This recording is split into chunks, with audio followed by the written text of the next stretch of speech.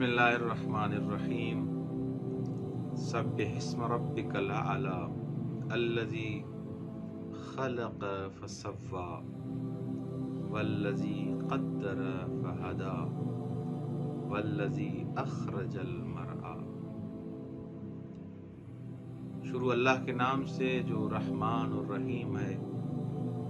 और इस सूरह अला के बारे में उलमा ये फरमाते हैं कि इस सूरा का इब्तदाई हिस्सा मक्के में नाज़िल हुआ और इसका ज़ैली हिस्सा और आखिरी आयात वो मदीने में।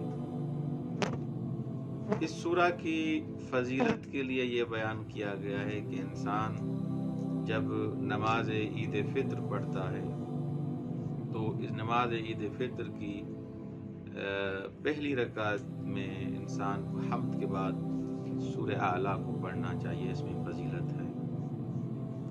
और वो सूरे जो तस्बीह परवरदिगार से शुरू होते हैं, युसब्बिहु या सब्बह से जो सूरे शुरू होते हैं, उनमें से तकरीबन ये आखिरी सूरा है सूरह आला, जिसमें सब्बिहिस्म रब्बिकल आला से ये सूरा शुरू होता है। इन सूरा को ऐसे सूरा जो तस्बीह परवरदिगार से शुरू होते हैं, सब्बह या युसब्बिहु से, इनको मुसब्बहात कहा जाता है। यहाँ पर सब्बिहिस्म रब्बिकल आला कहा गया है, यानी अपने रब के नाम की तस्बीह किया कर जो सबसे आला है। एक माना ये है। दूसरा ये कि ये अपने रब के नाम को मुनज़्ज़ह समझो, यानी वो हर ऐब और नक्स से पाक और मुनज़्ज़ह है। एक दफा खुद ज़ात परवरदिगार है, एक दफा इस्म परवरदिगार है, यानी खुदा का इस्म भी उस मकाम पर है कि इंसान बगैर वुज़ू के अल्लाह के नाम को हाथ भी नहीं लगा सकता। और सब्बिहिस्म जब इंसान कहता है तो यानी खुदा हर ऐब से भी पाक है, हर नक्स से ही पाक है। ऐब और नक्स में फ़र्क है। ऐब और नक्स एक ही चीज़ नहीं है, दो अलग अलग चीज़ें हैं। खुदा ऐब से ही पाक है, तमाम सिफ़ात सल्बिया से खुदा पाक व मुनज़्ज़ह है।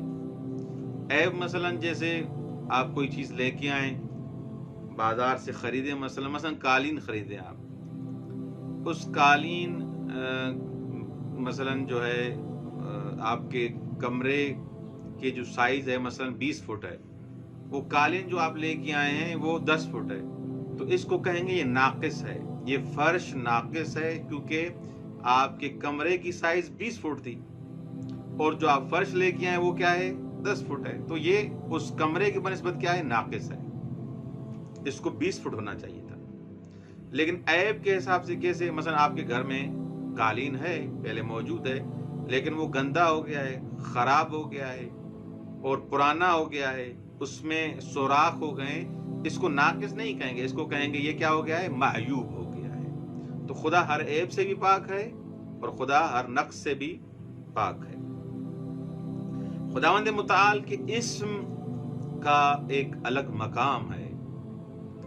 और जैसा कि उलमा ये फरमाते हैं कि सब्बिहिस्म यानी खुदा का नाम भी आप जब लो अच्छे तरीके से लो। खुदा का नाम कभी भी नक्स और ऐसे अल्फाज इस्तेमाल न करे जिनमें ऐब पाया जाए, जिनमें नक्स पाया जाए। उन नुक्स और ऐब वाली चीज़ों से कभी भी खुदा को याद न किया जाए। सब्बिहिस्म, क्योंकि खुदावंद मुताल इन तमाम चीज़ों से पाक और मुनज़्ज़ह है।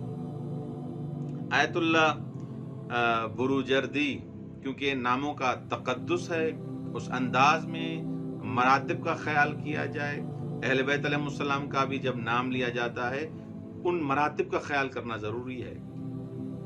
एक आगा दफ्तर में थे या किसी हुसैनिया में थे, तो बहरहाल एक बूढ़ा शख्स था जिसने فارسی زبان میں کہا برائے سلامتی امام زمان اجل فرج و شریف و آغا بروجردی بلندتر صلوات. تو جیسے اس بوڑھے نے یہ صلوات اس انداز سے پڑھوائی تو آیت اللہ بروجردی اس نے عصا لے کے وہیں پر پہنچ گئے. تو ان خادمین نے پوچھا آغا کیا ہوا ہے، کیونکہ آیت اللہ بروجردی امام خمینی کے بھی استاد ہیں اور کئی مراجع جو بھی مراجع ہیں اس قرن کے تقریباً آغا ان سب کے کیا ہیں استاد ہیں، اکثر کے استاد ہیں.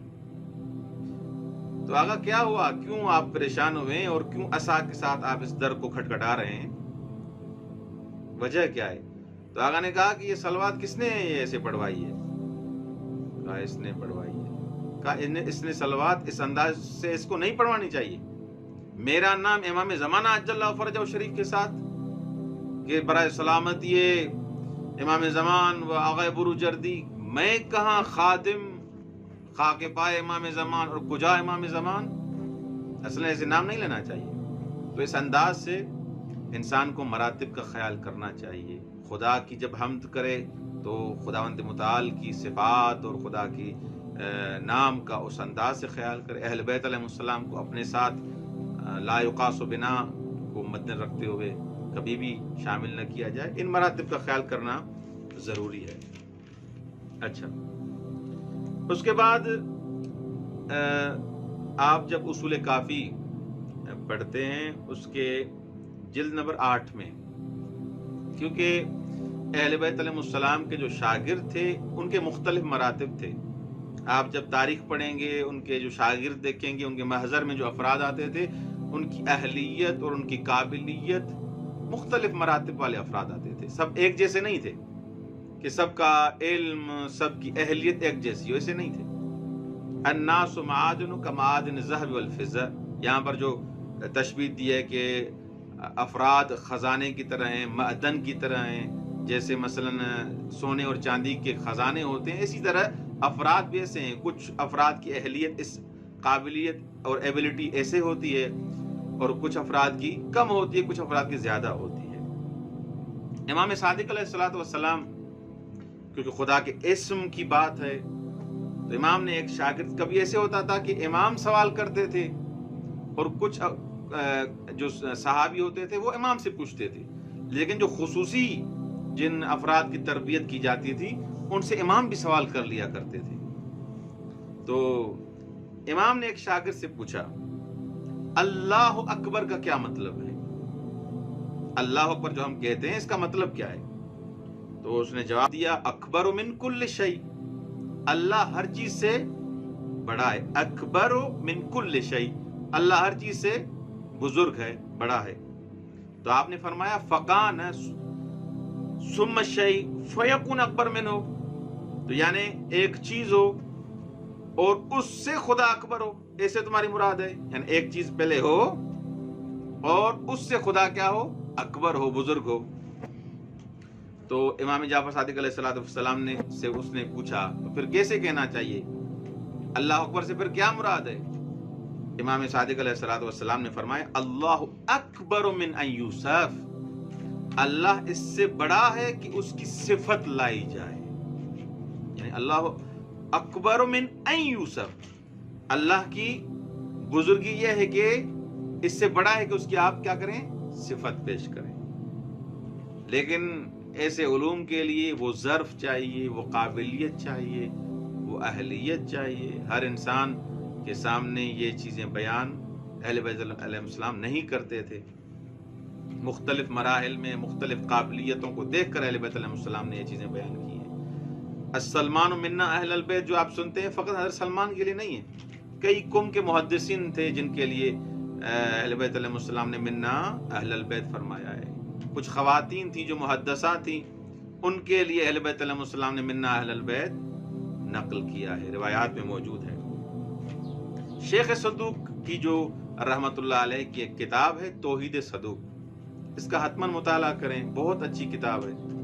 اس میں حشام بن سالم کی ایک جو مولا کے محضر میں آتے ہیں، امام جعفر صادق علیہ السلام کے محضر میں، اور وہ نقل کرتے ہیں کہ مولا نے مجھ سے سوال کیا अतनअतुल्लाह ताला, क्या तुम खुदा की सिफत बयान कर सकते हो?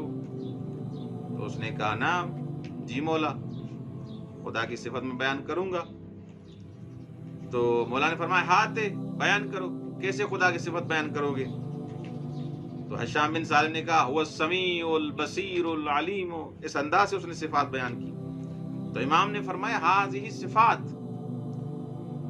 यश्तरिकु फ़ीहल मखलूकून, ये ऐसी सिफात हैं, मसलन अजीम जो आपने बयान किया या सिफात बयान की, इसमें तो मखलूक भी खुदा के साथ शरीक है।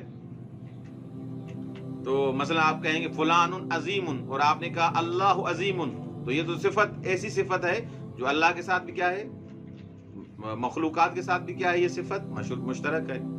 तो कैसे तुम अल्लाह की सिफत बयान करते हो? तो हशाम ने कहा मौला फिर कैसे खुदा की वस्फ बयान करनी चाहिए, खुदा की नात यानी वस्फ कैसे इंसान बयान करे? तो मौला ने फरमाया ऐसे बयान करो, हुवा नूरुन ला ज़ुल्मत फ़ीही, हयातुन ला मौत फ़ीही। न कहो अलीमुन, न कहो आलिमुन, बल्कि कहो हुवा नूरुन, वो खुद नूर है जिसमें असलन जुल्मत ही नहीं है। हुवा नूरुन व हयातुन ला मौत फ़ीही, न कहो कि खुदा जिंदा है, बल्कि कहो हुवा हयात, खुद हयात है। इल्मुन, आलिमुन न कहो, बल्कि कहो इल्मुन ला जहल फ़ीही, वो इल्म है, मंबा इल्म है, वो इल्म है, उसका इल्म लामुतनाही है। तो इस हिसाब से हशाम ने जब ये जवाब मौला का सुना, तो मौला ने उस हशाम की जब मौला ने इस अंदाज से तरबियत की, तो हशाम ने कहा फ़ख़रजतु मिन इंदिही व अना अअलमुन नास बित्तौहीद, मैं जब मौला के महज़र से बाहर आया तो उस वक्त मैं तौहीद का आलिम बन गया, तौहीद के बारे में मेरे पास अच्छा इल्म आ गया, तौहीद का आलम बन गया।